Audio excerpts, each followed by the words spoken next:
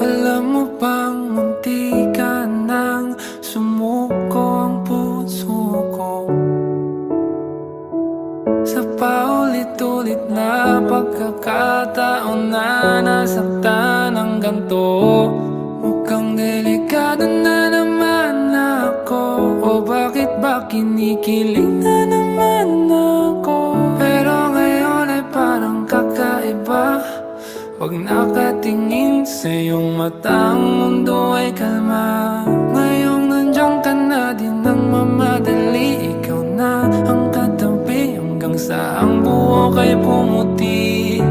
Di na maghanap ng kung anong sagot sa mga tanong, dahil ikaw ang katiyakan ko.